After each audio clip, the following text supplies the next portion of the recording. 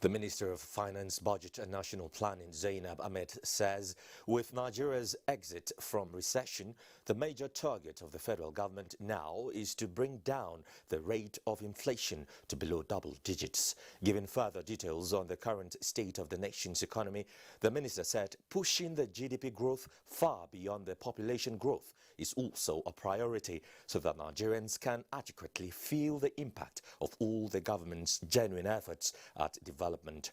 Again, State House correspondent Ahmed has more. Addressing newsmen at the maiden edition of the State House media briefing, Finance Minister Zainab Ahmed explained that Nigeria's exit from recession was largely on the back of non-oil growth, as well as the critical interventions by the federal government. The National Assembly was very, very critical in this process, because without wasting any time, they were quickly able to pass an amendment to the MTEP, an amendment to the budget.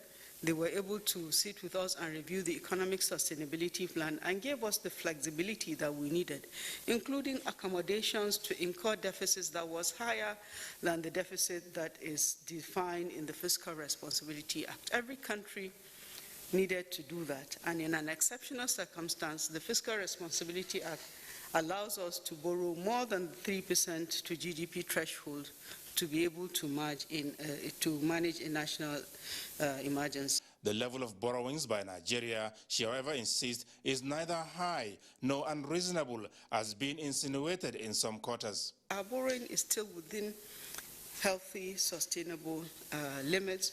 What we need to do is to concentrate on growing revenue, because we need to be able to roll out infrastructure now, not later, to be able to enhance the business environment and grow the economy at a pace faster than the rate at which we are growing now. If we say we will not borrow, and therefore we will not build rails and major infrastructure until our revenue rises enough, then we will regress as a country, we will be left behind, we won't be able to improve our business environment, and our economy will not grow. She said by any term or description used, the Nigerian economy is already diversified, but efforts are still on to increase the size of investments and revenue that the non-oil sector yields to the economy. There has been a 1 trillion naira infrastructure company that has just been approved and inaugurated by His Excellency the President. The InfraCo will finance public sector asset development, rehabilitation and reconstruction, as well as invest in cutting-edge infrastructure in roads, rail, power, as well as other key infrastructure. We will be hoping to have a Federal Executive Council approval to compel federal government agencies to buy made-in-Nigeria vehicles as much as is practical.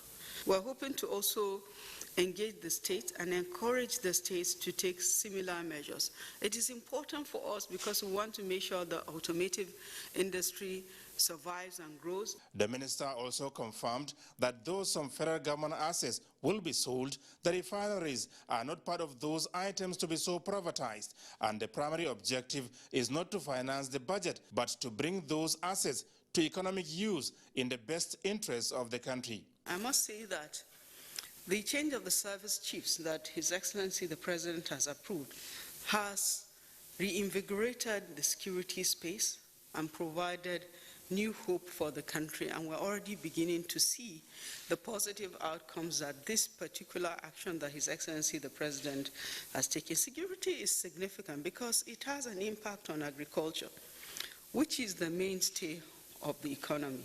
The special advisor to the President on Media and Publicity, Femi Adesina, said the State House briefing is organized to always keep Nigerians informed as the Buhari presidency sustained efforts at taking Nigeria to the next level. Ministers and other top government functionaries will come in to explain what is happening to the Nigerian life. The State House media briefing will be held weekly.